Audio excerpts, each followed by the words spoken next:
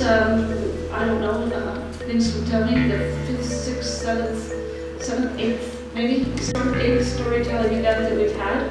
And the theme is belonging. And this is funded by Welcome BC and the Welcoming and Inclusive Communities at Workplace program. So Lee has agreed to start, and Lee is from Kitimat Village, and he's been in Nanaimo for 7 years, and is the coordinator of this, the One Stop. And as I say, made it possible for this to happen tonight. So Lee, please.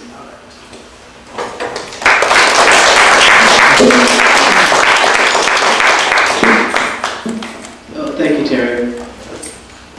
Just like Terry said, I'm from Kitimat Village, so I'm a Haisla First Nations. I grew up in a small village up north, so there's maybe, I would say, 600 people living on reserve up there. And growing up with our history, storytelling is a really big part of our culture. So growing up, I heard many, many stories, just mythical stories, stories of our land, stories of our culture, stories just came from our elders passed down to us. Once upon a time, in a small village in the northwest, there lived a pack of wolves. These animals were beautiful. They loved the nature that surrounded them. It was an enchanted forest that provided for them. It provided their ancestors food, water, and protection. Since the beginning of time, this pack of wolves, hunters, berry collectors, and even wolves that knew how to heal. Most evenings, songs are passed down from the elder wolves to the younger wolves, just like the story I'm telling to you guys right now. One spring, there was a new pup born into the tribe. This pup's name was Darkfoot. The wolf pack celebrated their latest addition by dancing in the forest and howling at the moon. The sounds of joy echoed through the mountains as the possibilities were endless for this newborn in this enchanted forest. The first teachings that were taught to him by the leader of the pack were just like those that were taught to all that came before him. It was that outside of the forest, it was never safe. There is evil that lives outside there that will hurt you if you're foolish enough to go outside there alone. The great wolf warned Darkfoot. The pack will protect you. The pack will provide you food, shelter, and it is this way we survive when the world gets hard. Darkfoot listened like a good wolf, but his mind started to be curious about this world outside of the forest. He had stories about a path that lay far west, that led to the forbidden place. Many seasons passed. Darkfoot, seeing the trees covered with snow, felt the forest become warm, and see the rivers filled with different types of fish. He loved the summers. He loved the summers because he could eat until his belly was full and sleep by the water with his dark paws lying in the water until one day he would hear a great voice call out to him. You can't just lay there all day doing nothing, Darkfoot. This always startled him. He put his ears back, and his first reaction was run and hide. Most days, Darkfoot, if he was upset or scared, he would go to his hiding place, and another wolf named Moon Eyes would come and find him and talk to him until he felt better. Moon Eyes was the sweetest and prettiest wolf in the whole pack. Darkfoot and her had been best friends since his first spring. She was also the daughter of Great Wolf. The other boy wolves were scared to talk to her. This made Darkfoot either brave or very, very foolish. One evening, both of them shared the desires to leave and explore the world outside. No wolf could survive outside the enchanted forest without the pack. If they were to come back, nobody would want them back, said Moon Eyes. Those were the stories that I heard time and time again. Darkfoot and Moon Eyes returned to the village to eat with their families.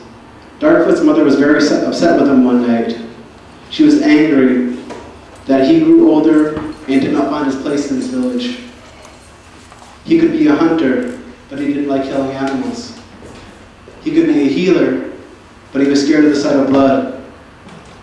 The list kept going on and on and on. and Darkfoot couldn't picture himself being any of those things. He slept under the moon, dreaming that he would find his place and make his mother proud. The next morning, Darkfoot woke, and he went for a walk down by the river, just like so many other times he'd done in the past. But this time, Moon Eyes was sitting at the bank feeling very upset. He asked her what was wrong.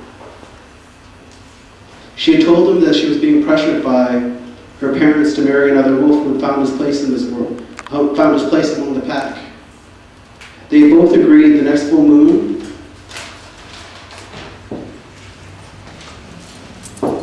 they would explore and try to find the new world together. They both returned home and packed up their belongings, hoping that no one would notice what they were planning to do.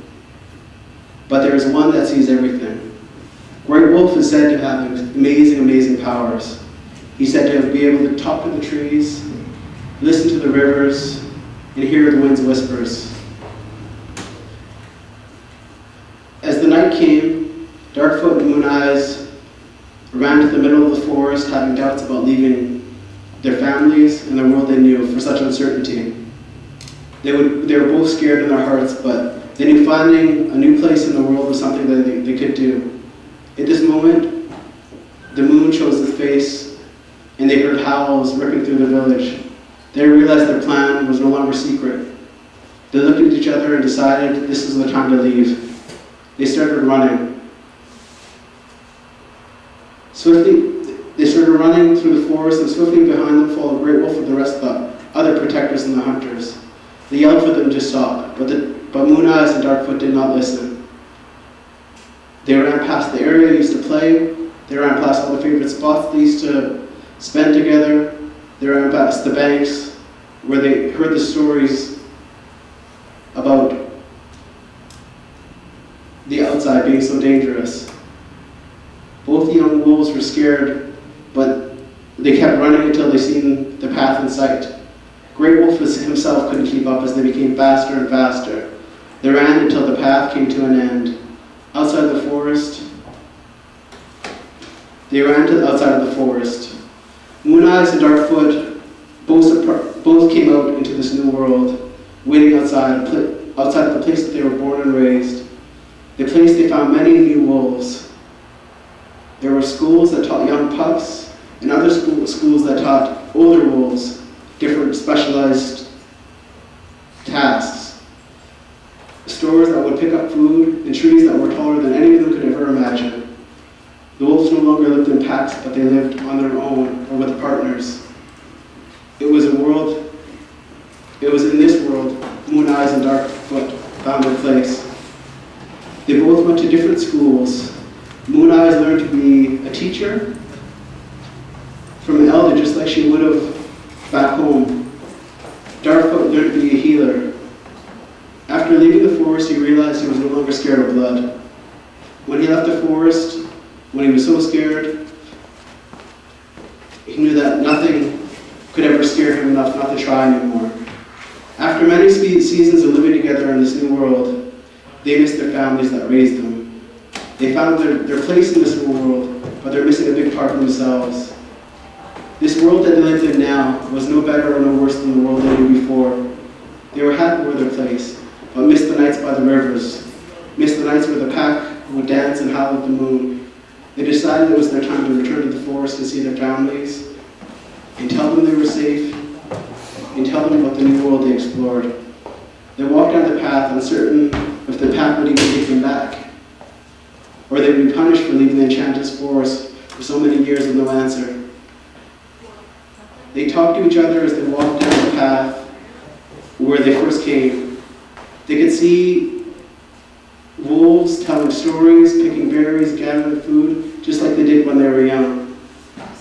They parted ways and went to speak to their own parents and tell them what they had experienced. Darkfoot's mother cried and embraced him. He's back after so many years away. She expressed that she was happy he was home. He told her about the life outside of the forest and how similar to it was the one they had known here. He said he was ready to take his place among the people as a healer.